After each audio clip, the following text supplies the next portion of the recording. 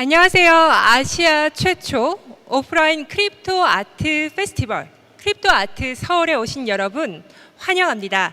저는 진행을 맡은 아트앤테크 칼럼니스트 김민지 MC입니다. 반갑습니다. Ladies and gentlemen, welcome to the Crypto Art Show 2023, the first offline crypto art festival in Asia. My name is Minji Kim. I'm an art and tech columnist. I'm very honored to be your MC for the event. 크립토 아트 서울은 블록체인 기술과 예술이 만나 새로운 패러다임을 형성하며 국경을 초월해 동시대 예술로서 부상하고 있는 크립토 아트를 집중 조명합니다. Crypto Art Seoul aims to explore and bring into focus crypto art as a contemporary cross-border art movement, where the realm of blockchain technology and art converge to create a new paradigm. 올해 크립토 아트 서울의 주제를 기억하고 계신가요? 이 앞에도 나와 있는데요. 좀 생소한 용어이실 수도 있을 것 같습니다. 올해 크립토 아트 서울의 테마는 바로 하드 포킹 휴머니티입니다. Crypto Art Seoul this year has launched its inaugural event under the theme of hard forking humanity. 하드 포크라는 용어는 이 웹3에 관심 있는 분들에게는 친숙한 용어일 테지만 생소한 분들도 있으실 거라고 생각이 들어요. 하드 포크 한다는 뜻은 블록체인 기술 용어입니다. 블록체인의 문제 해결 방식 중 하나이고요. 오류를 수정하고 이전보다는 더 나은 프로토콜, 약속, 규약, 법칙으로 업데이트 한다라는 걸 의미합니다. A hard fork as a related to blockchain technology is a radical change to a network protocol issue by correcting errors and updating to a new protocol different from its original. 하드 포킹 휴머니티란 주제는 인류를 하드 포크한다는 뜻인데요. 크립토 아트가 과연 자본의 논리로 흘러가는 상품에 그치고 말 것인지 새로운 예술 매체로 부상할 것인지 우리는 모색해 보려고 합니다. 하드 포킹 휴머니티는 인류 진화의 갈림길을 의미합니다. Hard forking humanity represents a crossroads in human evolution. 크립토 아트 서울은 예술의 경계를 새롭게 상상하는 다양한 연사들과 작품들과 만나면서 과연 미래의 예술은 어떻게 될 것인지 그리고 무엇보다 우리의 집단 지성을 통해 크립토 아트의 미래는 어떤 식으로 펼쳐질 것인지 단정 내리지 않고 모색해 보고자 합니다. 크립토 아트 서울은 앞으로 다양한 연사분들의 크립토 아트에 대한 견해와 주관과 그 작품을 해나가는 철학들을 다채로운 대담을 통해서 진행하고자 합니다. Hard forking humanity represents a crossroads in human evolution. We aim to explore the future of crypto art through our collective intelligence by encountering various artwork and speakers that reimagine the current boundaries of art. 크립토 아트 2023을 시작하기 전에 먼저 프로그램을 간략히 소개해드리고자 합니다. 오늘과 내일 이틀 양일에 걸쳐서 오전 전시 그리고 오후 컨퍼런스, 저녁 파티가 이어질 예정이고요. 그리고 신청하신 분들을 대상으로 하여서 서울의 크립토 및 디지털 아트 현장을 직접 만날 수 있는 서울 아트 투어 프로그램이 준비되어 있습니다. Let me briefly introduce the program for the Crypto Art Seoul. Over the next 2 days, we have a morning art exhibition, afternoon conference, and evening parties planned. On the last day, the 7th, we have a Seoul Art Tour program scheduled. For those who have signed up, where you can get a close and personal with the crypto and digital art, Seoul in Seoul. 자, 이제 본격적인 시작을 하기에 앞서서 3가지 공지사항을 알려드리고자 합니다. 빠르게 전달드리도록 하겠습니다. I have 3 announcements to make. 본 컨퍼런스는 한영 동시 통역을 진행합니다. 등록 전에 가시면 수신기를 직접 받으실 수가 있고요. 한국어 채널은 1번, 영어 채널은 2번이니 원하시는 채널로 설정해서 들으실 수 있습니다.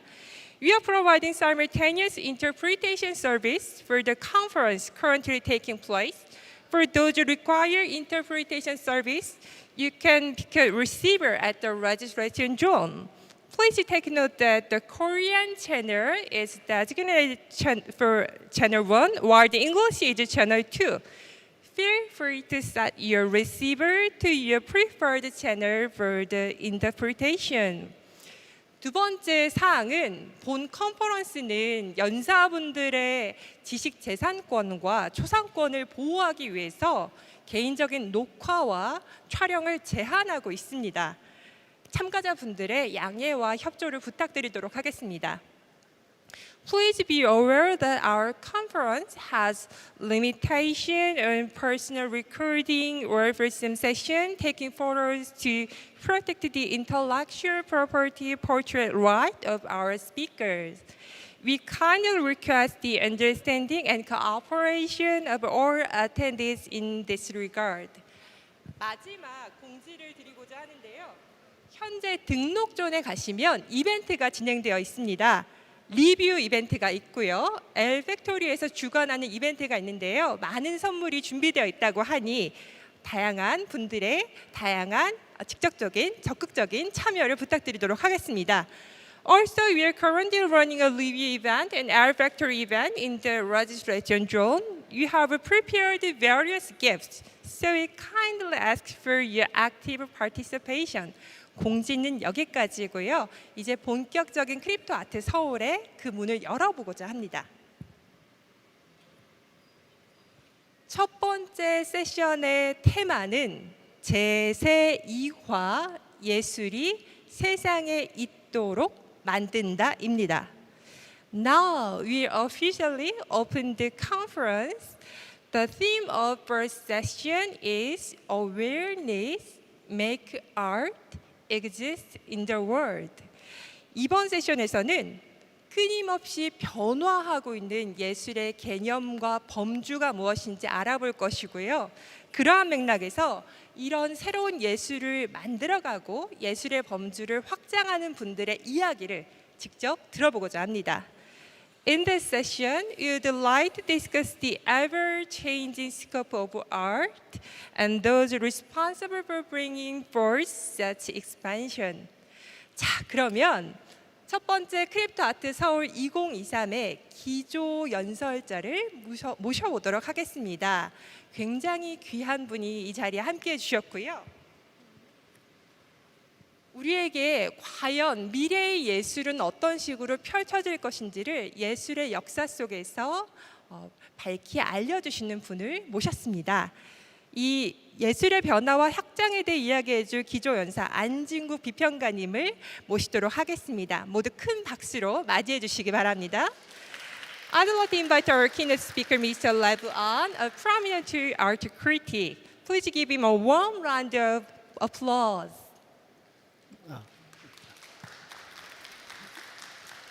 예, 안녕하세요. 미술 비평가로 활동하고 있고 특히 아트앤테크를 연구하고 있는 안진국입니다.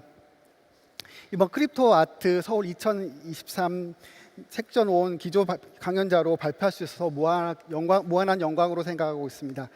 초청해 주신 크립토 아트 서울 2023 운영사무국에 감사드리고요. 이 자리에 함께 할 수 있어서 기쁩니다. 새로운 감각의 시대 물질과 비물질의 직조라는 제목의 발표에 앞서요. 먼저 제가 말하고 싶은 것이 있습니다. 제가 이번 컨퍼런스를 중요하다고 생각하는 것이 바로 이것 때문인데요. 크립토 아트라는 용어 때문입니다. 주변에서 NFT 아트 이런 말을 많이 하고 있습니다. 그랬을 때마다 저는 이상한 생각이 들었었어요. NFT, Non-Fungible 토큰이라는 이야기고 그걸 한국어로 바꾸면 대체 불가 토큰일 텐데 그러면 NFT 아트라고 하면 NFT, 대체 불가 토큰 미술이라는 뜻이 되게 됩니다. 일반적으로 토큰은 화폐를 대신하는 유가증권의 일종입니다. 뭐 우리 좀 나이가 드신 분은 아시겠지만 예전에 버스 표를 토큰이라고 했었죠. 그런 식으로 토큰은 금전 거래라든가 금융, 시장과 밀접한 관계가 있습니다. 따라서 NFT 아트라는 명칭은 금융화된 미술이라는 의미를 가질 수 있는 것이죠. 근데 NFT 아트 이전에 크립토 아트라는 용어가 먼저 있었습니다. 그렇고 그 크립토 아트는 새로운 미술 장르라든가 예술 운동을 지칭하는 의도가 내재되어 있었었죠. NFT 아트는 암호화에 무게중심을 두기보다는 금융화에 무게중심을 두고 있습니다.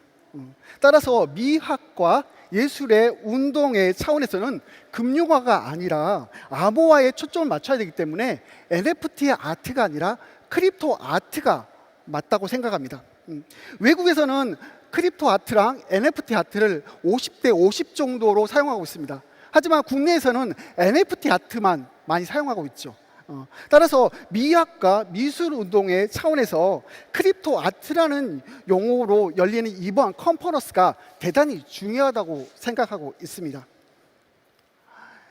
이번 발표는 크게 4가지 주제를 가지고 진행하려고 합니다. 첫 번째는 예술과 기술, 두 번째는 디지털 인터넷 시대의 미술, 세 번째는 새로운 기술 시대의 변화된 미술, 그리고 네 번째는 게임 체인저 애플 비전 프로죠. 프로라는 그런 4가지의 주제를 가지고 이야기해 보려고 합니다. 먼저 예술과 기술에 관해서 이야기를 해보겠습니다. 예술과 기술은 밀접한 관련을 가지고 있습니다. 보시면 고대 히랍 시대에는 예술과 기술을 동일한 언어로 사용했죠. 뭐 다들 아시겠지만 테크네라는 용어를 사용했었습니다. 이 용어는 오늘날의 예술과는 좀 다른 용어이긴 합니다. 그냥 기술적인 예술, 기예 정도의 느낌이었죠. 오늘날의 예술의 개념은 르네상스 시대에 생기게 됩니다. 그럼에도 불구하고 이 예술과 기술은 아주 밀접한 관련을 갖게 됐는데요. 오늘 예술은 기술과 기술 매체에 따라서 그 형상들이 많이 바뀌고 그 모양들이 바뀌어 나갔습니다. 보시면 알겠지만 기원전부터 들어가 보죠. 기원전에 프레스코화 벽화죠. 프레스코화가 있었습니다. 그거는 벽에 붙어 있는 예술이었죠. 그런데 그 예술을 밖으로 띄워낸 게 템페라입니다. 템페라를 사용하면서부터 패널로 미술이 옮겨올 수가 있었죠.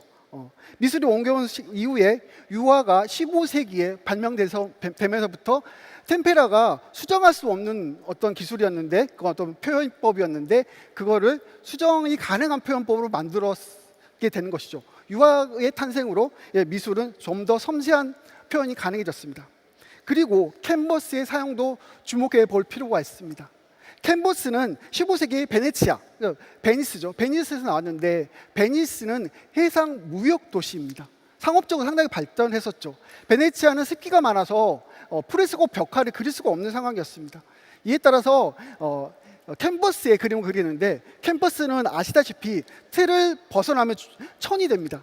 천을 둘둘 말아서 종이와 같이 이동할 수 있는 상태가 되는 것이죠. 그럼으로써 이동을 훨씬 더 자유롭게 할 수 있는 그런 미술이 됐고, 그것은 다른 말로 하면 상업적으로 많이 거래될 수 있는 미술이 됐다는 뜻입니다. 베네치아는 해상 무역 도시로서 아주 활발한 무역이 있었는데, 그 때문에 더욱더 캔버스를 선호하지 않았나라는 추측도 해볼 수 있습니다.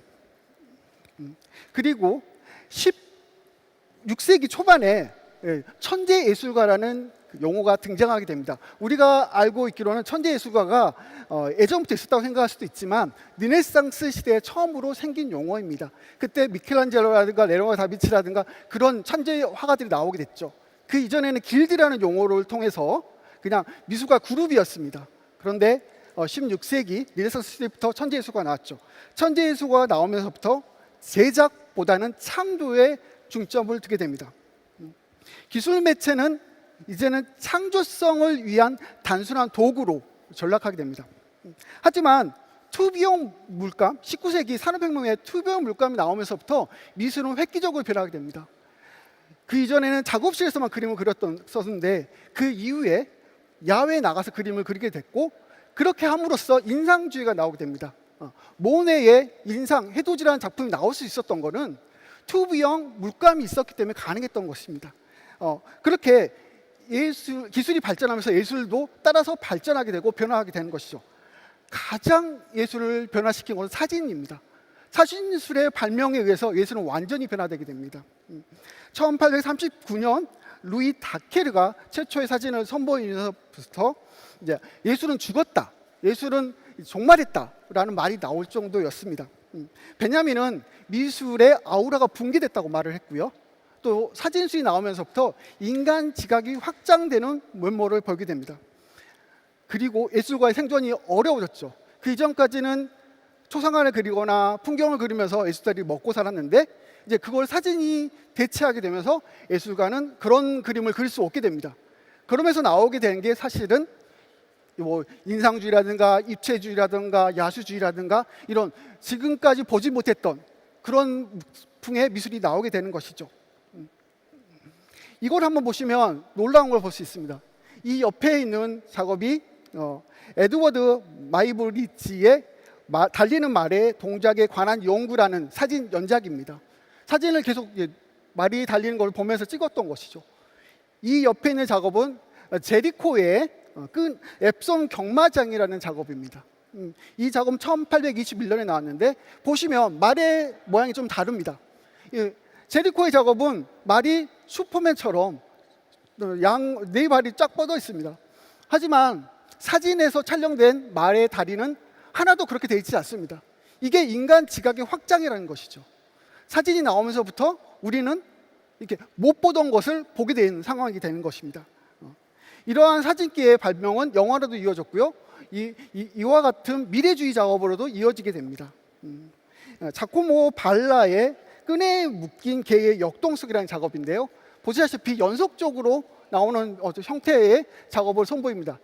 이 옆에 있는 거는 말씀 뒷상에 계단을 내려오는 누드이라는 작업인데 이 작업도 마찬가지로 연속된 모습들을 보여주는 작업이라고 볼 수 있습니다. 이렇게 사진술이 등장하면서부터 많은 것들이 변화되게 됐죠. 사진술의 등장은 19세기에 산업혁명과 연관되어 있고 그 산업혁명에 연관되면서부터 튜브 물감과 사진술은 그 위에 인상주의라든가 상징주의, 야수주의로 영향을 미치면서 나오게 됩니다. 또 상용 사진술 같은 경우는 입체주의, 앞면과 옆면과 뒷면을 함께 볼 수 있는 입체주의에 영향을 미치게 됐죠. 왜냐하면 사진은 일점 시점이기 때문에 한 시점이기 때문에 한 곳밖에 볼 수 없지만 입체주의는 여러 곳을 볼 수 있는 것을 한 화면에 담았다는 것에서 의미가 있습니다. 그리고 아주 구상적인 작업을 벗어나서 추상적인 작업, 추상 표현주의적인 작업으로 넘어가게 되면서 추상회화라든가 신조형주의라든가 절대주의 작업이 나오게 됐고 이런 것들이 예술을 위한 예술이라는 명목하에서 모더니즘을 이끌어가게 됩니다. 그 옆에는 또 이제 산업화에 따라서 산업주의라든가 대량 생산 그리고 공장제, 도시 형성, 철도, 수송, 속도에 의해서 미래주의라든가 아방가르드, 구축주의 그리고 바우하우스가 나오겠죠. 사진술은 팝아트 여러분 잘 아시죠? 팝아트에 영향을 미쳤고 그 다음에 몽타주의에 영향을 미쳤고 콜라주의에 영향을 미쳤습니다. 이렇게 사진술의 발전과 산업화는 많은 미술에 영향을 미치게 됐죠. 이제 두 번째 이야기를 한번 해보려고 합니다. 두 번째는 디지털 인터넷 시대의 미술입니다. 지금 현재의 미술이라고 볼 수도 있죠. 여기에 중요한 키워드는 제가 생각하기에는 대안적 기술이 새로운 예술을 대안적 기술이 새로운 예술을 불러옵니다. 그런데 이런 대안적 예술이 과연 대안적 기술이 대안적 예술을 만들어내는가? 이거에 대한 고민이 필요한 것이죠. 사진술 이후로 가장 미술 형식에 영향을 준 것은 디지털과 인터넷입니다. 여러분들 다 아시겠죠? 디지털과 인터넷이 가장 큰 영향을 미쳤는데 그 중에서도 이제 인터넷이 많은 것을 바꿔놓습니다. 1990년대 중반에 인터넷이 상용화되면서 쌍방향으로 소통하게 되고 역동적인 어떤 디지털 아트가 펼쳐지게 됩니다. 그 첫 움직임이 바로 넷아트인데요. 넷아트는 탈냉전 시대에 민주주의가 막 정착한 동유럽 국가에서 인터넷을 새로운 매체로 생각하면서 만들어낸 어떤 미술의 형태입니다. 네다트 같은 경우는 특히 제도 비판 미술과 연관되는데요. 제도 비판 미술이라고 하면 어떤 거냐면 미술 기관, 한마디로 말하면 미술관이라든가 갤러리 안에서 작동되는 미술에 대해서 비판하는 방식입니다. 더 크게 보면 자본주의적인 상황 안에서 발생되는 미술을 비판하는 것입니다.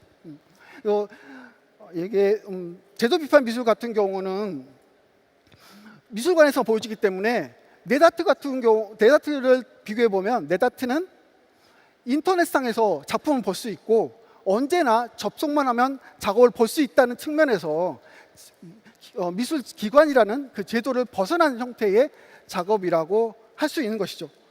그래서 이 네다트가 그 제도 비판 미술과 연결되면서 새로운 형태의 미술이 나오게 됐고, 그 네다트와 어떤 인터넷이 같은 특성을 지니면서 포스트 인터넷 아트라는 미술이 나오게 됩니다.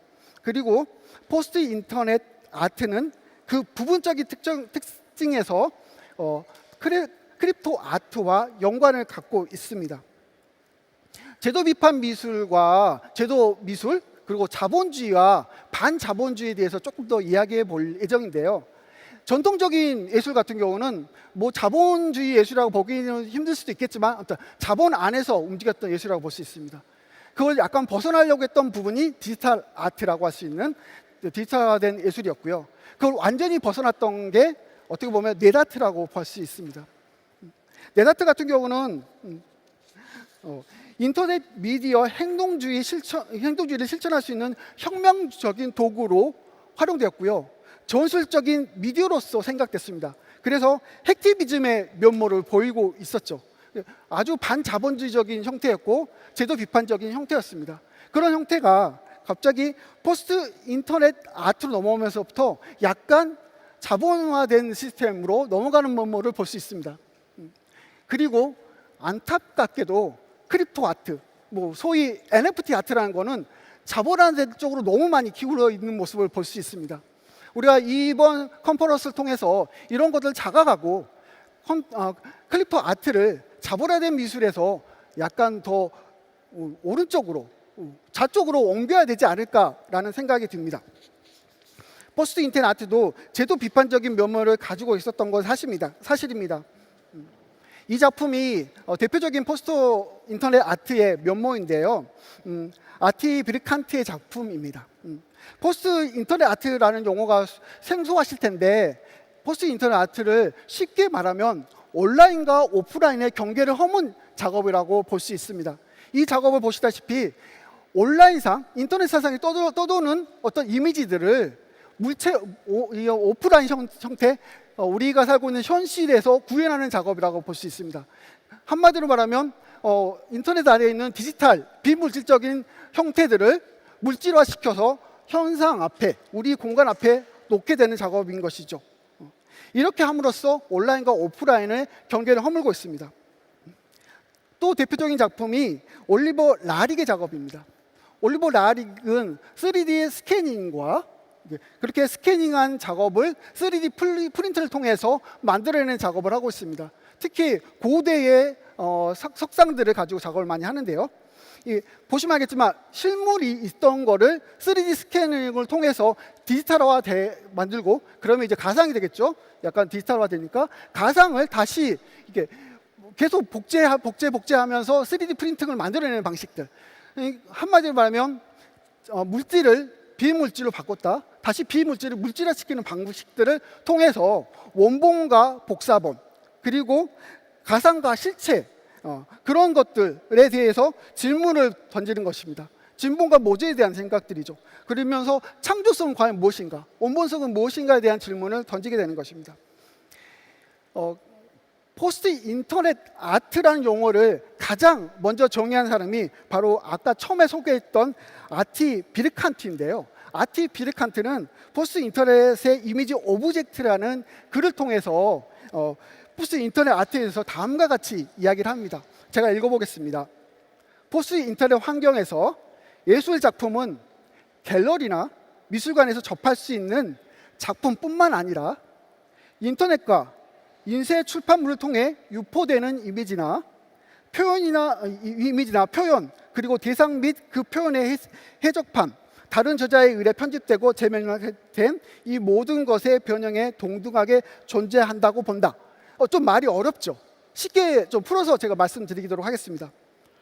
물질적으로 존재하는 고전적인 작품, 미술 작품뿐만 아니라 이거를 디지털로 촬영하거나 3D 스캐닝한 2차 제어물, 그리고 2차 제어물을 가져다가 다시 내려받아서 다운로딩 받아서 수정하고 변형한 3차 파생물까지 모두 동등하게 봐야 된다라는 입장인 것입니다. 이게 어떤 서열을 두고 보는 게 아니라 동등하게 본다는 입장에서 이 포스트 인터넷 아트는 실물과 어떤 비실물, 파생품, 파생물, 제어물 이런 것들이 관계없이 통용될 수 있다는 것들을 의미한다고 볼 수 있습니다. 그런데 이러한 포스트 인터넷 아트가 미술 제도, 한마디 미술관이라든가 갤러리에 들어간 것에 꺼리낌이 없고, 그다음에 물리적 오브제가 되는 것을 주저하지 않는다고 말하는 이들도 있습니다.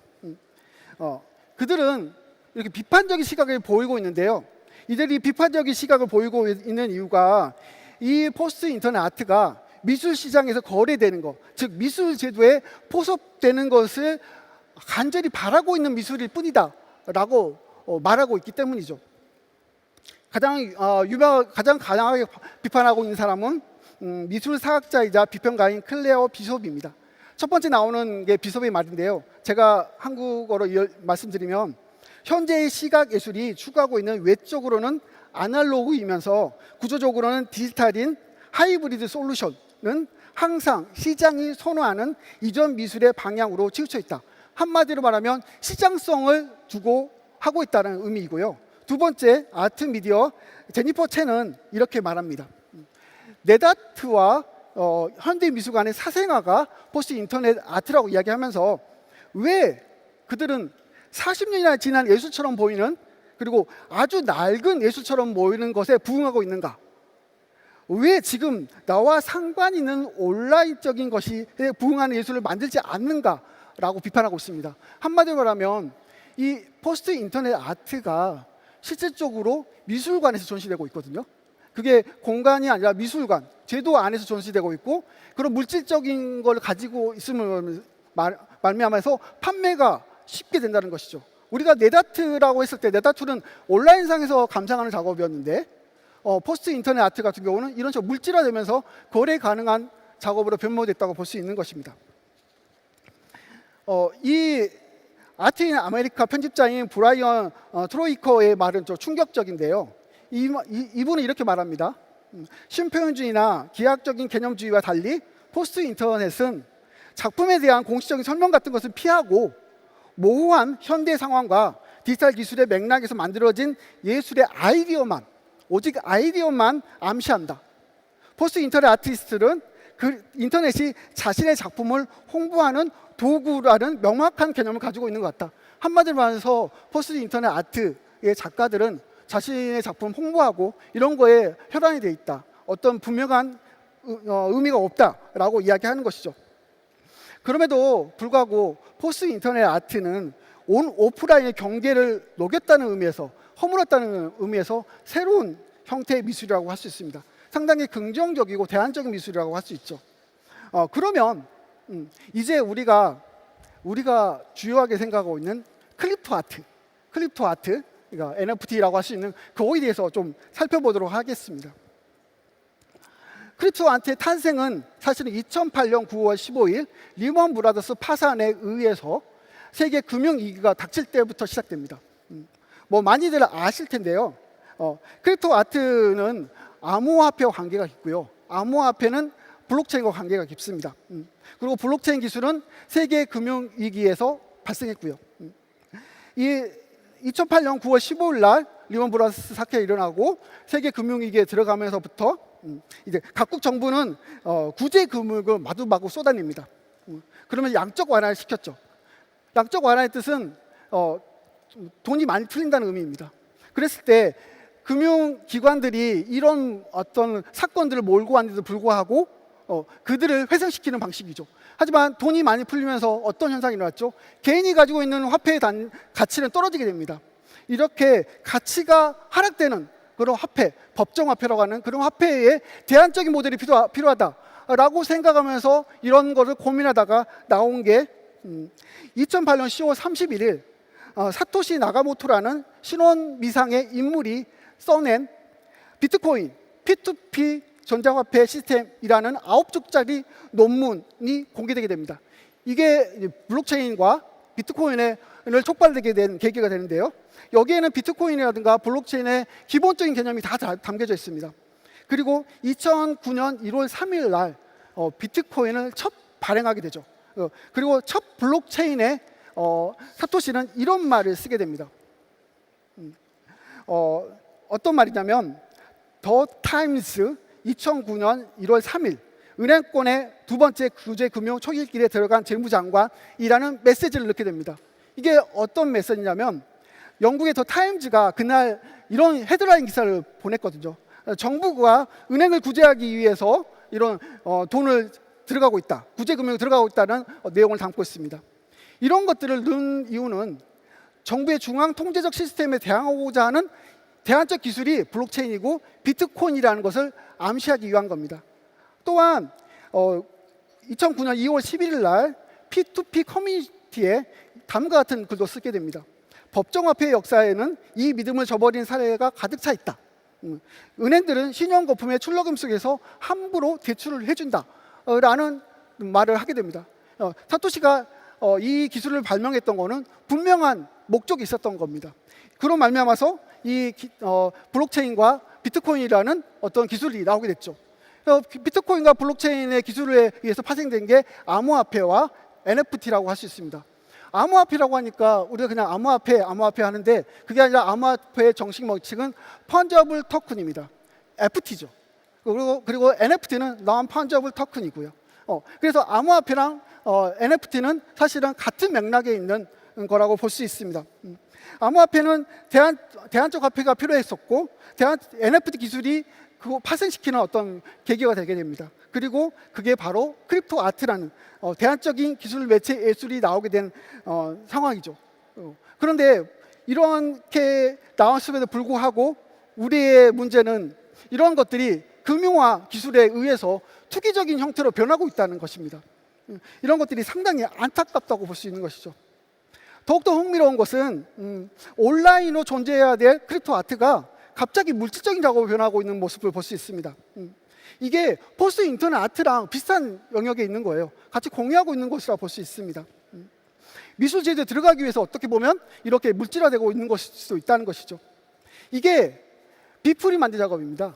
비플이 2021년 3월 달에 매일 1,500일이라는 아주 거대한 작업으로 미술계 센세이션을 일으켰습니다. 하지만 그 2021년 3월 이전에 2020년 말에 이런 물리적인 패키지 작업을 선보였습니다.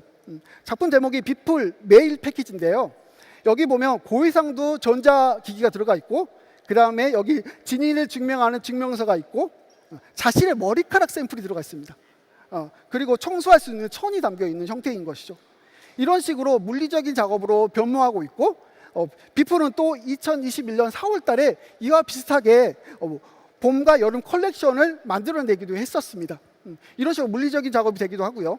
그 다음에 여기는 인피니티 오브제라는 사이트입니다. 이 사이트에서는 NFT 작품을 이런 식으로 전자기기 안에 넣어서 액자화시켜서 주게 됩니다. 어떤 형식이라면 이런 형태로 나오게 되고 이것들을 뒤집어 보게 되면 여기에 진위증명서가 있고 그다음에 인증번호가 있고 NFT 및 기타 정보에 갈 수 있는 QR코드가 담겨있는 형태입니다. 여기 보시면 알겠지만 이런 형태로 물질화돼서 판매되거나 이렇게 거래가 되고 있는 것이죠. 그런가 하면 또 이렇게 작가가 직접 이렇게 물질화돼서 만드는 작업을 하기도 합니다. 이런 식으로 변화된 모습들을 볼 수가 있죠. 세 번째로 말하고 싶은 거는 새로운 기술 시대에 변화된 미술입니다. 시간이 많지 않아서 좀 빨리 진행하도록 하겠습니다. 여기서 말하고자 하는 것은 새로운 기술 시대에 중요한 것은 소유가 아니라 권리라는 것입니다. 2021년과 2022년도에는 메타버스가 주요했고요. 메타버스를 작동할 때 잘 중요하게 생각했던 게 사실은 암호화폐라 NFT였습니다. 크립토였죠. 왜냐하면 우리가 그 메타버스 안에서 디지털 콘텐츠들을 거래를 해야 되고 그다음 그걸 증빙해야 될 가상자산을 증빙하고 거래해야 될 필요가 있었기 때문에 그때 메타버스가 활용했을 때는 어떻게 하면 가상화폐, 암호화폐를 이쪽에 접목시킬 수 있을 것인가, 어떻게 하면 크립토 아트를 여기에 접목시킬 수 있을 것인가에 대한 고민들이 많았습니다. 하지만 갑자기 2023년에 인공지능이라는 AI라는 것이 새로운 화두 떠오르면서 2022년까지 메타버스의 시대는 저물어가는 듯한 느낌이 느껴집니다. 인공지능이 대세가 된 거는 챗 GPT겠죠. 챗 GPT에 의해서 인공지능이 대세가 됐고 그 다음에 거기에 맞춰서 AI 이미지 생성기 달리2라든가 미드저니 그리고 스테이블 디퓨전 등이 나오고 이런 것들에 호기심이 많은 예술가들은 그거를 가지고 실험 대상으로 실험하면서 그 실험 결과가 즉각적으로 나타나고 있습니다. 이게 바로 2020년 9월 5일 미국 콜로리아 주립박물관 박람회 미술대회에서 미드존이라는 그 AI 이미지 형성기를 가지고 만들어낸 스페이스 오페라 극장입니다. 이게 디지털 부분에서 1위 상을 수상했죠. 이 작품 출품한 제이슨 앨런은 머릿속으로 상상하는 것들을 미드존을 통해서 여러 작품을 만들어냈고 그렇게 여러 작품 출력한 작업 중에서 3작품을 이 대회에 냈다고 합니다. 그 중에서 한 작품이 바로 이 스페이스 오페라 극장인 것이죠. 그리고 2023년 3월 초에는 네덜란드 헤이크에 있는 마우리츠 오이스 미술관에 진주 귀고리를 한 소녀가 가장 유명한 작품인데 그 작품이 대여하면서 그 빈 곳을 다른 작품으로 채우자라고 해서 여러 작품을 응모받았고 그 중에서 몇 작품들을 거기다 전시를 하게 됩니다. 그 전시된 작품 중에 하나가 바로 AI 이미지 형성기로 그린 빛나는 귀고리를 한 소녀라는 작품입니다. 올리안 판비컨이 제작한 작업이죠. 2023년 소니 월드 포토그래피 어워드 크리에이티브 부분에서는 AI가 생성한 사진 작업이 이렇게 수상하게 됩니다. 작품 제목은 위기억 전자기술자라는 작업인데요. 이 작가인 보리스 엘다크셴은 이런 말을 하게 됩니다. AI가 생성한 이미지가 대회에 참여할 수 있는지 확인하기 위해서 출품했다. 이렇게 말하고 이 작가는 이 수상을 거부하게 됩니다. 이런 식으로 아주 흥미롭고 재미있는 일들이 많이 일어나고 있죠. 이런 AI 이미지 생성기 시대가 됐을 때 우리는 무엇을 생각할 것인가? 우리가 프롬프트 엔지니어라는 어떤 사람이 있습니다. 프롬프트를 얼마나 잘 쓰냐에 따라서 얼마나 잘 쓰냐를 따지는 그걸 잘 쓰는 사람들을 프롬프트 엔지니어라고 하죠. 이제 미술 작업은 프롬프트 작성 방식과 그에 따라서 많은 결과물이 나올 텐데 그 결과물을 어떻게 선택할 것인가가 창작의 기술이 되지 않을까요? 프롬프트 작성과 셀렉션 기술이 어쩌면 미래의 우리의 미술 창작 기술이 될 수도 있다는 것입니다. 더불어서 이거와 반대되는 현상도 일어나고 있습니다. 물리적 작업을 더욱더 선호하는 현상도 일어나고 있으니까 단순히 디지털 쪽에서만 있는 것이 아니라 그 반대적인 물리적 작업도 우리가 같이 봐야 될 것이라고 생각합니다. 제가 이야기하고 싶은 것은 사실 여기 부분입니다.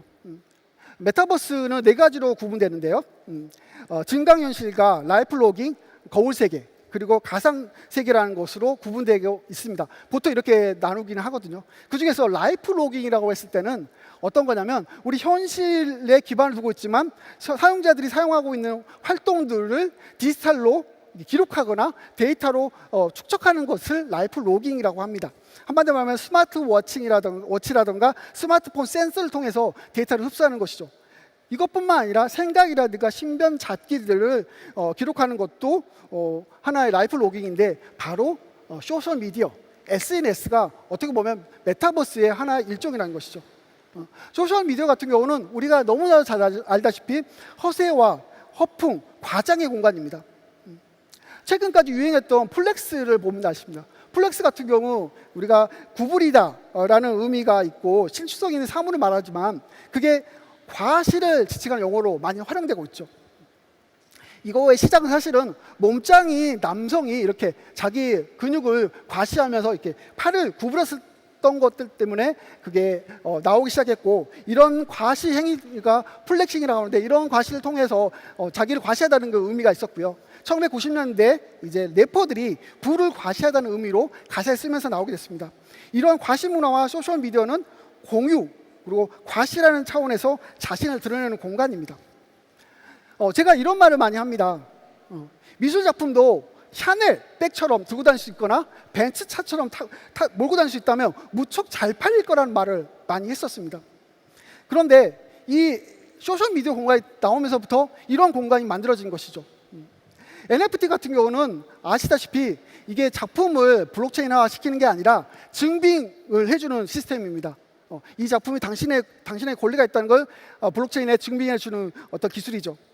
이것은 소유물보다 소유권이 중요하다는, 소유물보다 소유권이 더 중요했다는 의미를 가지고 있습니다.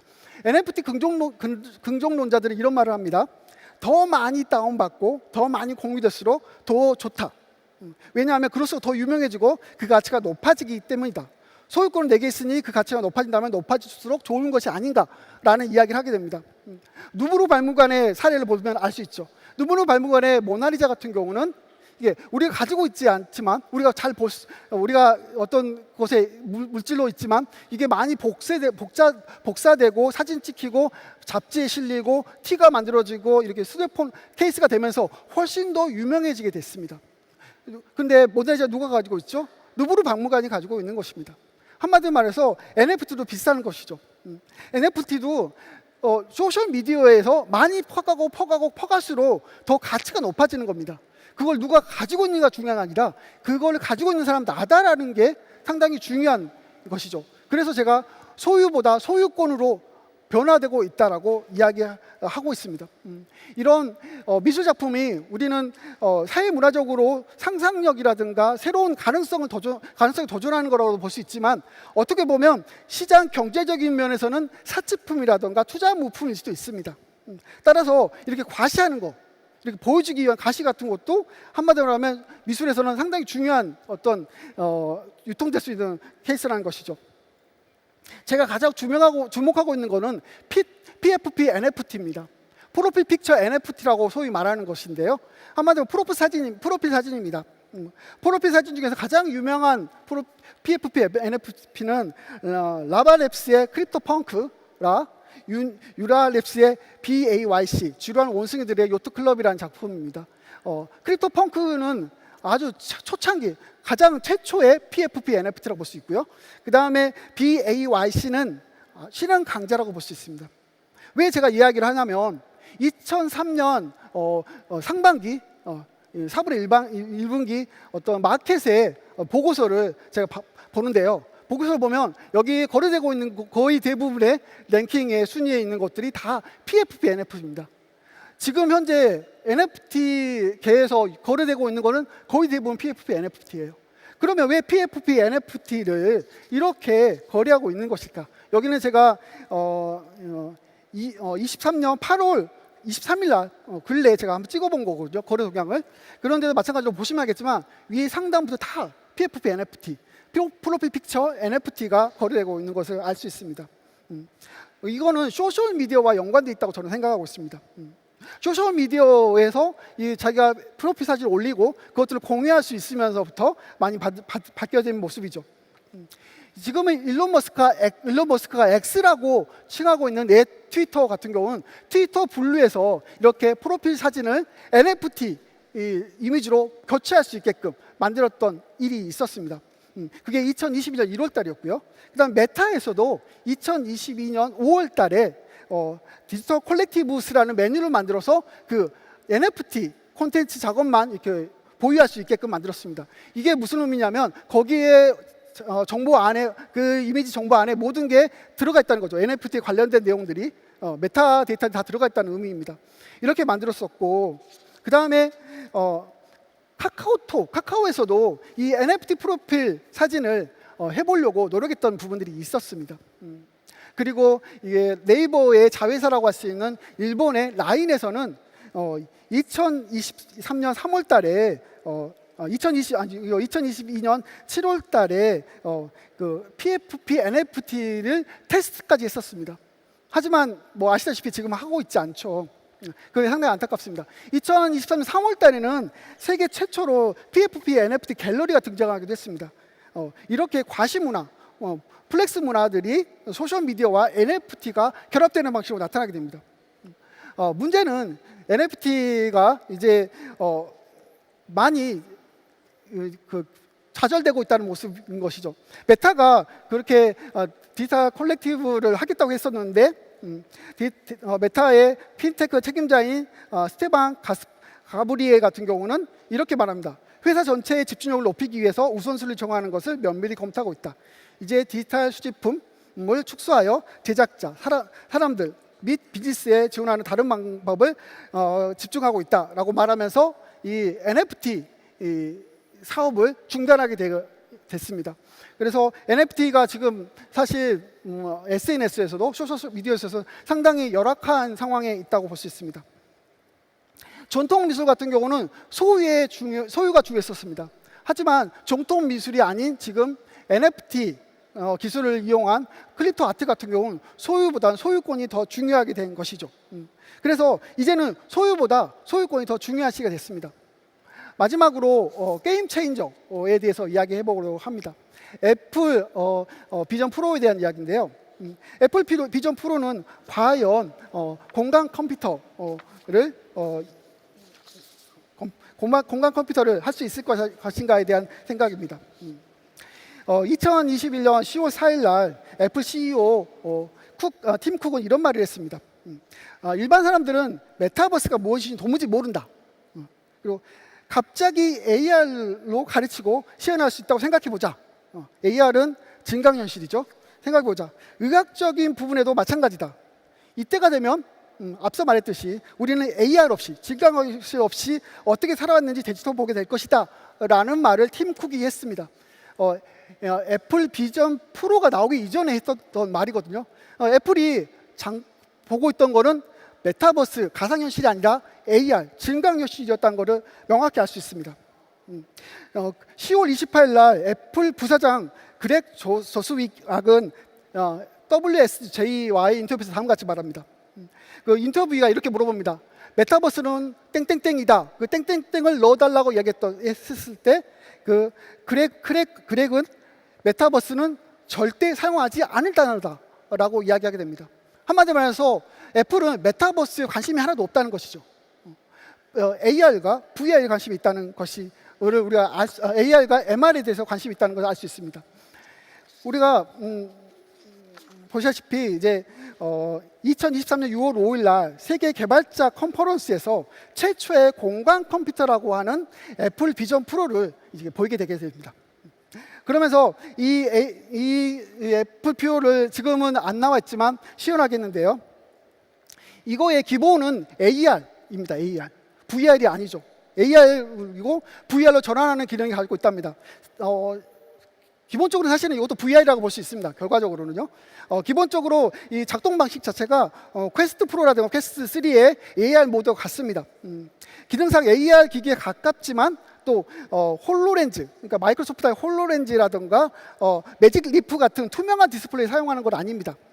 그렇기 때문에 엄밀히 말하면 시트루를 사용한 VR 방식이라고 볼 수 있는 것이죠. 마이크로소프트사는 이와 같이 홀로렌즈를 사용하고 있죠. 마이크로소프트사도 AR에 관심이 많은 겁니다. 마찬가지로 메타도 이게 AR 글래시스라고 해서 AR 글래시 프로젝트 아리아를 하면서 이런 식으로 계속 AR을 연구하고 있습니다. 그리고 구글 같은 경우도 2022년 5월 연례 개발자 컨퍼런스에서 실시간으로 번역돼서 시각적으로 출력되는 AR 글래시스는 트랜슬레이션 글라스를 공개하기도 했습니다. 삼성 또한 마찬가지로 이렇게 AR 글라시스를 선보이고 있죠. 이게 바로 글라시스 라이트라는 AR 글라시스 광고의 모습입니다. 이런 식으로 계속 AR 글라시스라든가 AR에 대해서 관심을 갖고 이야기를 하고 있습니다.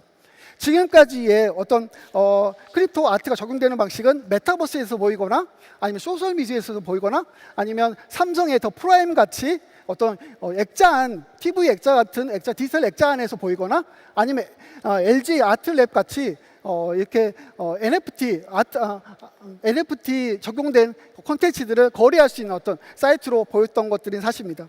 하지만 메타버스라는 것이 가상 현실 세계에서 즐길 수 있다는 중요한 점이 있지만 가상과 현실은 너무나도 차이가 있기 때문에 그렇게 현실에서 가상으로 넘어가는 데 너무나 많은 어려움이 있었던 것을 여러분도 아실 겁니다.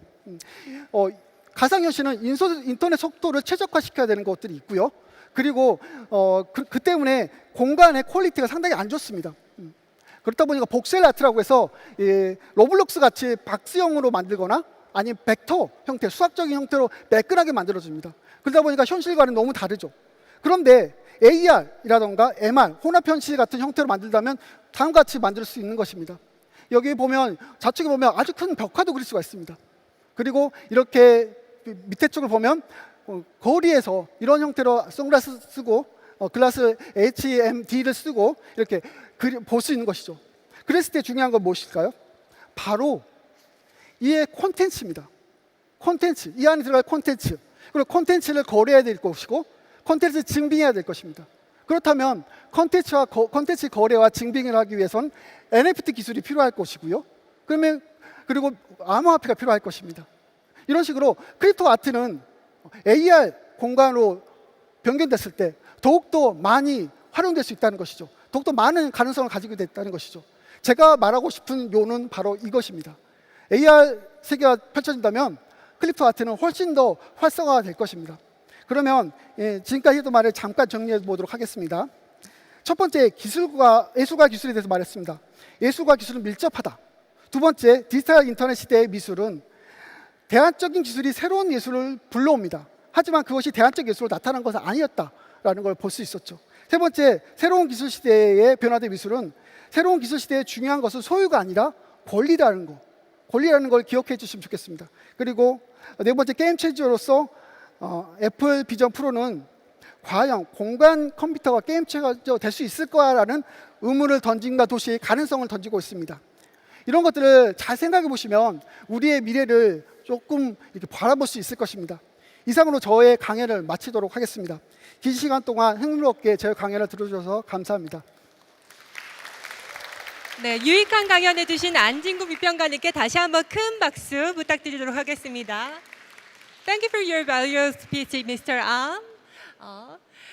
안진구 비평가님께서 이야기해 주신 이 이야기는 굉장히 중요한 지점이라는 생각이 듭니다. 왜냐하면 지금까지 NFT 아트와 크립토 아트를 혼재되어서 사용해 왔는데 크립토 아트 서울은 크립토 아트가 무엇인지를 예술사의 맥락에서 그리고 현대 예술의 맥락에서 조명하는 아시아 오프라인 최초의 대규모 페스티벌입니다. 앞으로 기존 미술계에서 이런 비평가 분들과 또 큐레이터 분 다양한 분들이 크립토 아트를 다각도에서 조명하면서 그동안 참으로 부족했던 크립토 아트를 둘러싼 미학적 담론이 활성화될 수 있는 계기가 되기를 희망합니다. 두 번째 연사분도 그러한 맥락에서 굉장히 중요한 분이십니다. 우리 이진 큐레이터 디렉터님을 소개해드리고자 하는데요. 다음으로는 예술의 흐름, 경계를 넘나드는 예술적 시도에 관해서 이야기해 주실 이진 디렉터님을 무대 위로 모시도록 하겠습니다. Next, allow me to introduce Director Jin Lee from CC Magnet, who will be delivering a lecture titled The Stream of Art, Artistic Attempt That Cross Boundaries. 이진 디렉터님은 현대 예술 및 디지털 문화 영역 전문가이십니다. 기술과 미디어 커뮤니케이션 관련 비평에 높은 관심을 지닌 CC Magnet이라고 하는 단체의 창립자이기도 하십니다. Jin Lee is a recognized expert in the field of contemporary art and digital culture, which interests being a critic of technology and media communication. She is the founder of CC Magnet. 다시 한번 큰 박수로 디렉터님을 환영해 주시길 바랍니다. Please give her a round of applause.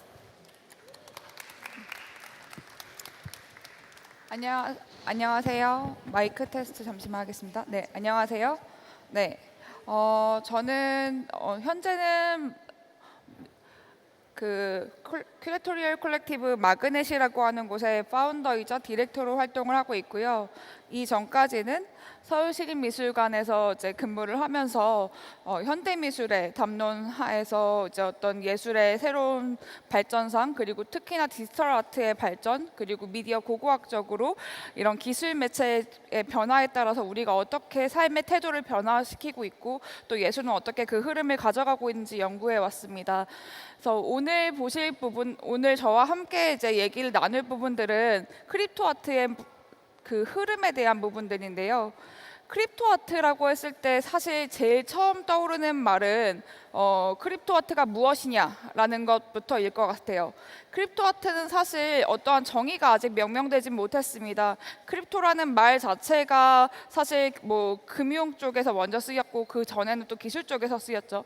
그래서 그렇기 때문에 예술에 있어서 크립토라는 말이 바로 붙어서 크립토 아트라고 정의된 이 시점은 사실 그렇게 오래되지는 않았어요. 또한 이 말 역시도 지금도 이게 어떤 언어적으로 정의가 되어진 언어라고 말하기엔 조금 어려울 수 있습니다.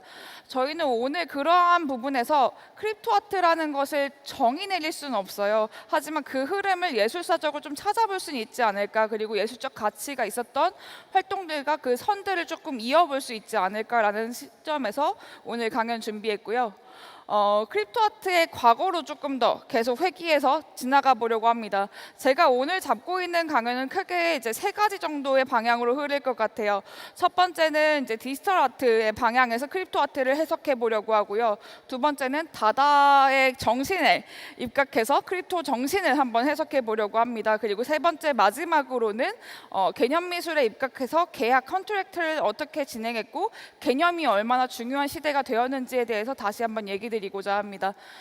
크립토 아트의 스트림 오브 아트, 그래서 크립토 아트의 그 스트림은 어떻게 흘러왔는지 저희가 오늘 한번 다시 살펴보도록 하겠습니다. 먼저 첫 번째 말씀드렸듯이 디지털 아트입니다. 저희가 일반적으로 크립토 아트는 디지털 아트라는 맥락하에서 그 시점의 처음 시작점을 찾는 경우가 굉장히 많아요. 제가 아마 이번 강연을 준비하면서 거의 NFT 아트, 크립토 아트 뭐 이러한 조금만 언어가 들어간 모든 책은 거의 다 읽은 것 같습니다. 그런데 모든 책들에서 다 똑같이 시작점을 잡고 있는 부분이 디지털 아트였어요. 왜냐하면 크립토라는 말 자체가 어떤 컴퓨터를 활용해서 디지털 세상에서 그것들을 활용한 예술 작품이었기 때문에 그 시작점을 디지털로 잡는 것 같았어요. 그런데 이게 어떻게 보면 미술이라는 것이 미디어 아트라고 하죠. 저희가 흔히 기술과 예술을 이제 결합시켰을 때 그 말을 명명하기에는 굉장히 어려움이 항상 있었습니다. 그래서 밑에 제가 써두었죠. 디지털 아트, 소프트웨어 아트, 컴퓨터 아트, 미디어 아트, 인터넷 아트, 웹 아트, 제너레이티브 아트, 뭐 그 이후에도 바이오 아트 등등등 기술 용어와 아트가 붙어서 장르를 형성한 경우가 굉장히 많고 그에 대해서 직접적으로 정의 내리지는 못하고 있는 실정이긴 합니다. 하지만 그 모든 것을 포괄적으로 다뤘을 때 디지털 아트라는 말로 해외에서는 조금 많이 다루고 있는 것으로 볼 수 있는데요. 사실 디지털 아트라고 했을 때 그 시점을 어디서부터 잡을 것이냐, 그것도 굉장히 여러 가지 이제 차원에서 의견이 분분한 상황입니다. 그런데 저는 오늘 이제 디지털 아트의 시점을 아주 오래전으로 조금 거슬러 올라가려고 해요. 독일의 생물학자인 에른스트 해켈이라고 하는 분의 자연의 예술적 형태라는 요 작품이자 어떤 수집된 아카이브물인데요.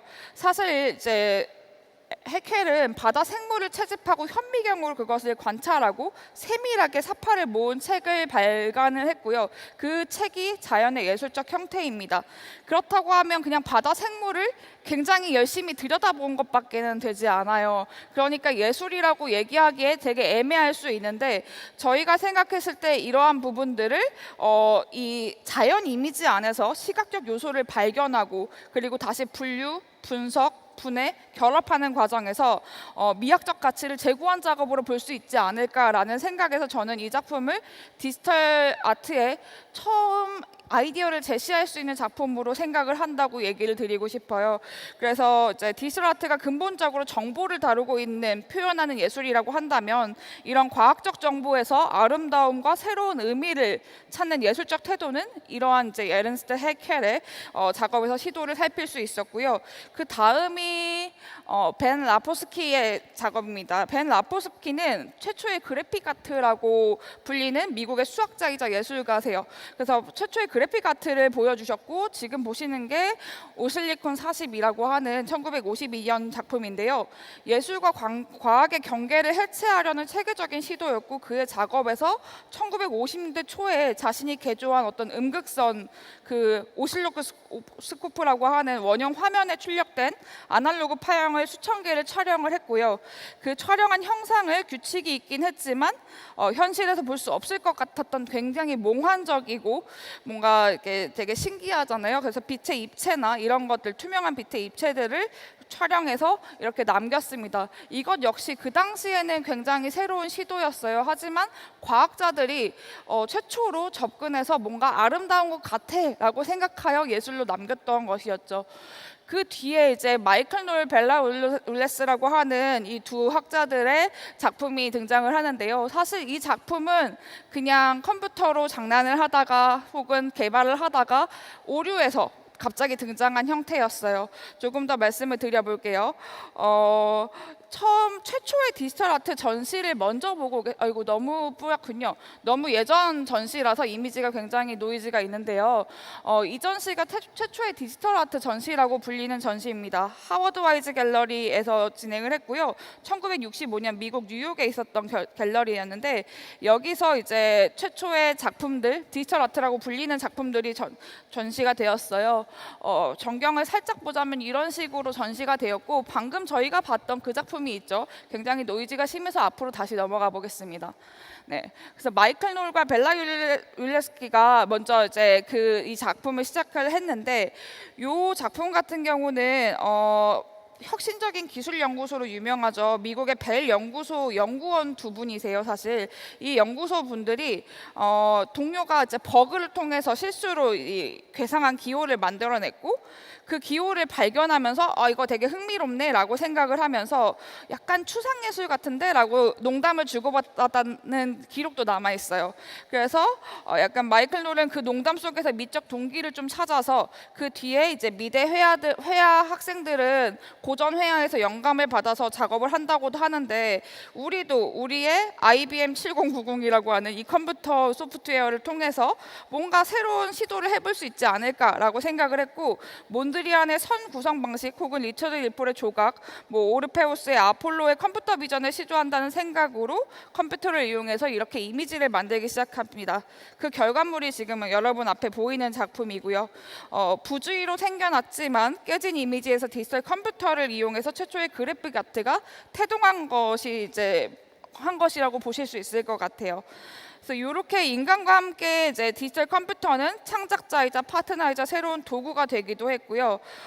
이 당시에 사실 미국에서는 이 전시가 있었고 독일에서도 이제 프로그래머 게오르 네스라고 하는 분이 자기의 개인전에서 어떤 프로그래밍했던 이미지 생성 작업을 보여주기도 했었어요. 그래서 그런 것들도 보실 수는 있지만 어쨌든 오늘은 시간 관계상 그 부분은 제가 보여드리지 않았습니다. 그래서 그렇게 게오르그니스 작품을 제가 마지막에 넣었군요. 네, 죄송합니다. 그래서 게오르그니스의 작품 같은 경우도 이제 독일의 슈투트가르트 대학교의 슈튜디엔 갤러리에서 이제 열린 개인전 이제 컴퓨터 그래픽이라고 하는 신선한 방향을 일으켰던 어떤 전시에서 처음 선보였던 작업이에요. 그래서 초창기 디지털 아트 작업은 이렇게 약간 수식이자 코드 같은 것이었어요. 뭔가 이곳에서 우리가 새로운 점을 발견한다면 창조성 그리고 정보 미학 이런 것들을 조금 보실 수 있지 않을까라고 생각이 좀 들고요. 그 당시에 이제 또 다른 저희가 주요 디지털 아트의 선구자라고 불릴 수 있는 작가들이 계세요. 방금 보셨던 이분 게오르그 니스도 선구자 중에 한 분이라고 많이 꼽히고요. 이 프리더닉 나케도 역시 선구자 중에 한 명입니다. 저희가 지금 벨 연구소의 두 분 학자와 방금 두 분 여기까지 해서 총 3명의 학자가 디지털 아트의 선구자라고 많이들 얘기를 하세요. 이분 역시 이제 약간 이렇게 선적인 요소나 이런 것들을 많이 활용을 하시려고 했었고, 뭔가 컴퓨터로 작업을 하는 와중에 여러 가지, 이분은 거의 한 300개에서 800개 정도의 작업을 한 뒤에 그 중에서 대표적인 작업을 뽑아내곤 하는데요. 그렇게 여러 수차례의 시도들 중에서 하나의 작업을 뽑아내곤 했습니다. 지금 NFT 작업들이 작업 만들어지는 과정과 어떻게 보면 상당히 유사해요. 현재 NFT 작업들 작가님께서 만드실 때 뭐 여러 가지 방법들이 있지만, 어떤 작품들 같은 경우는 특별히 이제 특히 어떤 작품들 같은 경우는 그 작업을 이렇게 여러 흐름들 속에서 여러 번 시도를 끝에 한 100번, 200번, 300번 시도 끝에 가장 예쁜 것들을 자신의 작업으로 만드시기도 한다고 해요. 그런 것과 굉장히 유사하다고 볼 수 있겠죠. 그렇다면 디지털 아트의 시작에서는 이렇게 볼 수가 있습니다. 여러분께서 디지털 아트라고 했을 때는 이런 식으로 시작을 해서 컴퓨터 아트가 되고 그 뒤에 웹 아트나 제너레이티브 아트로 계속 흘러가면서 지금의 크립토 아트까지가 왔겠구나라는 걸 살펴보실 수 있을 것 같아요. 근데 이건 굉장히 기술적인 부분만 강조한 편입니다. 사실 기술적으로 컴퓨터를 활용했다, 그리고 우연의 일치 혹은 그 우연성과 뭔가 나만의 차별적인 그 시각으로 정보를 선별해서 그것들을 다시 창조하는 방법으로 디지털 아트를 사용한다라는 그 맥락에서 디지털 아트가 지금의 크립토 아트와 연결점을 가지실 수 있을 것 같아요. 그렇다고 하면 크립토 아트는 어떤 이념 혹은 어떠한 생각들을 갖고 있을까라고 했을 때 제가 떠올랐던 부분들은 다다였어요. 사실 그 예전에도 그런 경우는 굉장히 많았죠. 예술의 어떤 전위적인 활동들이나 이런 부분은 굉장히 많았으나, 이번에 이제 제가 소개드리려고 하는 다다는 사실 네오 다다나 이제 다다 두 가지를 다 다루고 싶었지만 시간 관계상 다다를 먼저 다뤘는데, 여러분이 아마 잘 알고 계실 거예요. 다다라는 다다이즘이라고 하는 1920년대 그 1차 세계대전 이후에 어떤 미술의 흐름을 조금 알고 계시겠죠. 네, 그때 왜 예술가들이 그렇게 행했는지도 저희가 전쟁 직후라는 것만 보아도 어느 정도 유추할 수 있습니다. 사실 전쟁은 모든 것들을 다 무너뜨리고 망가뜨리기 때문에 인간의 이성이라든지 아주 고차원의 저희들의 이성주의적 관념이나 이런 사상들을 많이들 무의미하다고 여겼죠. 그래서 그것에 대해서 전위적인 태도를 많이 예술가들이 보여주곤 했고요. 지금 보여드리는 것 같은 경우는 제가 1920년대 프랑스, 이제 독일, 스위스의 전위적인 미술가들이 뭔가 본능이나 자발성, 불합리성을 강조하면서 기존 체계의 관습적인 예술에 반발한 문화운동을 다다라고 지금 말씀을 드렸는데, 지금 보여드린 것도 이제 그 다다 선언문입니다. 그래서 다다 선언문이 저희가 뭐 이걸 지금 읽어볼 수는 없겠지만 대단히 오랫동안 선언을 1918년에 한 뒤부터 저희가 본격적으로 이런 운동이 전 세계적으로 퍼져나갔죠. 처음에는 스위스가 그 당시에 제일 활동하기가 자유로운 편이라 스위스에서 시작을 했어요. 그런데 그것이 그 주변 국가인 독일이라든지 그리고 미국까지 퍼져 나갔었습니다. 그렇다면 이제 이것이 네오 다다까지 연결되는 건 아닐까라는 생각도 했었어요. 네오 다다는 2차 세계대전 뒤에 있었던 일이고, 아마 많이들 팝아트라든지 대중문화의 일환에서 이런 부분들을 많이 알고 계실 거예요. 근데 이런 부분까지 생각을 해봤을 때 지금 크립토 아트 씬을 다시 한번 생각해 볼 필요가 있습니다. 크립토 아트 씬에 나오는 많은 작품들이 그 당시에 되게 전위적인 예술 작품과 좀 닮은 것 같고, 또 팝아트의 어떤 앤디 워홀, 듀샹의 어떤 선언들이나 이런 실험적인 작품들과 어느 정도 유사점이 있는 것 같다라는 부분들을 보실 수 있을 것 같아요. 근데 저는 여기서 한 가지를 더 생각해봤어요. 가장 유명했던 것이 하나 있었죠. 저희가 이제 NFT가 한참 막 열광하고 NFT에 한참 막 저희가 환호하고 했었을 때 크립토 펑크라고 하는 것, 그러니까 이더리움 블록체인상에서 NFT로 존재하는 가상자산을 다시 만들어가지고 라바랩스가 2017년에 만들었던 그 크립토 펑크가 상당히 많은 크립토 씬의 아트 작업들의 대다수를 차지했었어요. 그런데 이 크립토 펑크라는 개념은 그 전으로 조금 더 돌아가 보면 사이버 펑크와 조금 연결이 되는 것 같아요. 사이버 펑크는 윌리엄 깁슨이 처음 뉴 로맨서라고 하는 1984년 본인의 소설에서 얘기를 꺼내긴 했는데 그 역사성이 굉장히 짙습니다. 어떤 1980년대에 등장했던 미래에 대한 열망과 두려움 때문에 처음에 사이버펑크라는 개념을 가지고 사람들이 이제 어떤 원시적인 개념들에 의해서 존재를 했었고 사이버펑크 개념을 정립한 사람 자체는 윌리엄 깁슨이었죠. 이때 뉴로맨서가 나오기 몇 년 전 영화들도 많은 영향을 사이버펑크에 끼쳤어요. 뭐 과학 미래 사회상이나 아니면 도시 전체가 좀 유토피아적인 이미지를 그린다거나 혹은 너무 황폐화된 풍경, 그런 지구 멸망이나 기술에 의해서 저희가 지배당하는 환경들을 그리는 영화들, 뭐 블레이드 러너라든지 이런 것들 많이 아시죠? 그래서 그런 영화들과 함께 그 결을 같이 하고 있습니다.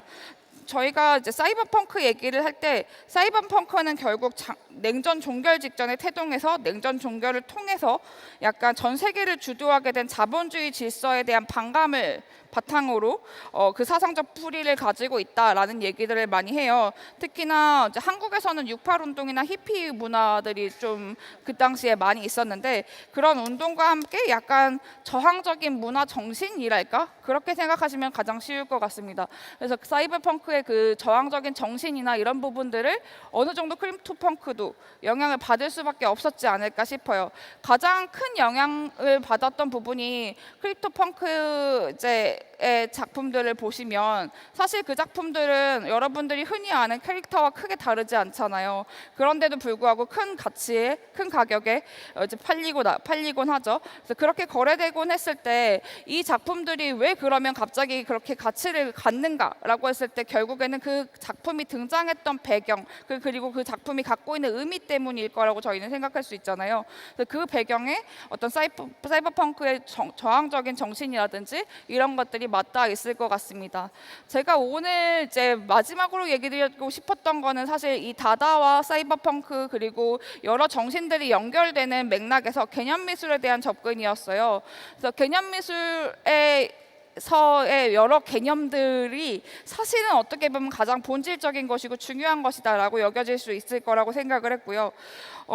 개념 미술 을 선언했을 때 솔루잇이라고 하는 작가의 이 글이 가장 유명하죠. 그래서 솔루잇 작가는 1968년부터 2007년까지 세상을 뜨기 전까지 한 40년 동안 월드로잉을 통해서 이렇게 연작을 반복해서 제작을 했습니다.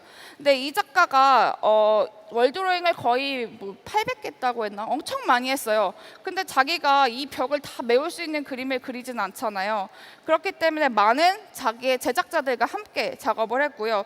그렇기 때문에 뭔가 글자 그대로 연필이나 분필 등을 직접 드로잉하면서 약간 그 각도 조합, 이런 긋는 방식 이런 것들만 어떤 단순한 형태로 계약으로 남겼습니다.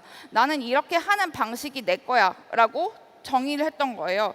그래서 이제 실제로 작가 루이시 직접 제작한 거는 그 그리는 방법을 기술한 설명이 들어간 증명서 그리고 작은 도안뿐이었고요. 실제로 벽에 선을 그린 건 작가의 수많은 제도사들이었던 거죠. 근데 그렇기 때문에 이 솔루잇의 이제 이런 개념 미술적 태도가 지금의 작품과 굉장히 유사점을 가질 수 있다고 봐요. 저희가 흔히 크립토 아트를 얘기했을 때 블록체인의 기술을 활용해서 저희가 굉장히 탈중앙화된 어떤 우리만의 이제 어떤 계약 시스템을 통해서 이 작품을 소유할 수 있다라는 개념으로 가지고 보잖아요. 그렇지만 이 작품을 만들어지는 과정에 대해서 생각해 본다고 하면 그 작품이 만들어지는 과정은 그 작가의 개념적인 부분이에요.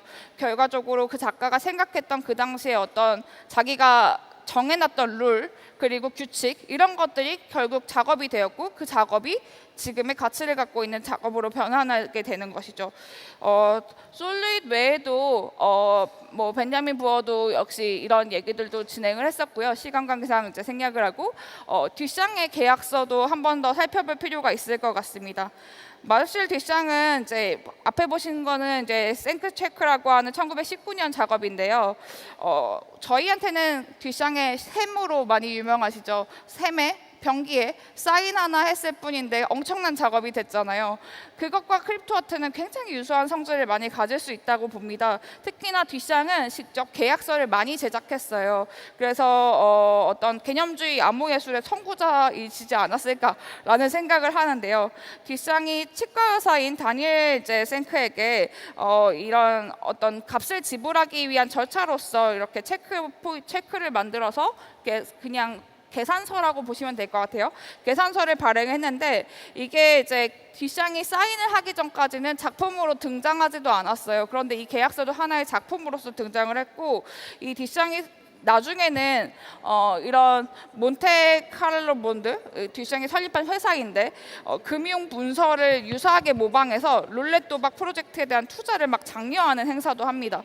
그래서 뒷장이 생각보다 되게 금융적인 부분까지 가지고 노력을 많이 했어요. 그래서 당시에 30개 채권을 발행했는데 12개 판매가 됐고요. 모두 개당 500프랑씩이었고 구매자는 연간 20%의 배당금도 받을 수가 있었어요. 그러니까 가상의 회사를 설립해놓고 뒷장이 그걸 가지고 사실 어떤 그 돈에 대한 개념들, 지금 돌아가고 있는 돈에 대한 개념, 그리고 계약에 대한 개념, 그리고 미술이 개념적으로 어떻게 정의되고 있는지에 대한 개념을 가지고 완전히 가지고 논 것이라고 보실 수도 있을 것 같아요. 그래서 이렇게 이제 예술 작품의 대상과 가치에 대해서 연관해서 비예술 혹은 예술의 어떤 금융에 대한 모호한 정의를 뒷장이 한 번 더 바꿔주셨다고 생각할 수 있을 것 같습니다. 저희가 그렇다고 하면 이제 마지막으로 말씀을 드릴게요. 크립토 아트는 이러한 여러 갈래들 속에서 만들어지고 있습니다. 사실은 저희가 방점을 찍을 수가 없어요. 지금 오늘의 이 자리도 어떻게 보면 크립토 아트에 대한 논의를 시작하는 자리일 수도 있을 것 같고요. 아시아 최초로 이런 자리가 마련이 됐으니 그 어떤 크립토 아트에 대한 정의, 그리고 미술사와의 관계성, 그리고 예술적 가치에 대해서 저희가 다시 한번 재고할 수 있는 좋은 기회가 됐을 거라고 생각을 합니다. 하지만 크립토 아트가 그래서 어떤 것이고, 그리고 어떠한 정신을 계속 이어가고는 계속 연구되어야 될 것이라고 생각해요. 저는 크게 세 가지의 줄기로서 오늘 설명을 드렸는데, 그 라인 안에서 여러분께서도 한 번 더 생각해 보시면서 내가 좋아하는 크립토 아트는 이쪽에 결을 갖고 있는 것 같다라고 생각하실 수도 있을 것 같고요. 내가 좋아하는 또 다른 크립토 아트는 정신적인 부분들을 되게 승계하고 있는 것 같다라고 생각을 하실 수도 있을 것 같아요. 그래서 여러 가지를 이제 품고 있는 크립토 아트의 앞으로의 향보를 응원하며 이 자리를 마무리하도록 하겠습니다. 감사합니다. 자, 그럼 이제 첫 번째 세션을 마치도록 하겠습니다. 크립토 아트가 생소하셨던 분들에게도 이런 거구나, 예술사의 맥락에서 이런 새로운 예술이 기술과 결합해서 지금 이렇게 부상하고 있구나 파악할 수 있는 시간이 되었기를 바라면서요. 저희 딱 10분만 휴식하도록 하겠습니다. 이후에는 굉장히 뜨거운 패널 토론이 또 마련되어 있으니까요. 10분 후에 다시 뵙도록 하겠습니다. With that, we conclude the first session. I hope that this session has provided them insight into understanding crypto art in the context of the changing and expanding art, especially for those who may be new to this concept. We are now going to take a 10 minutes break before returning for the second session. Please stay with us. Thank you.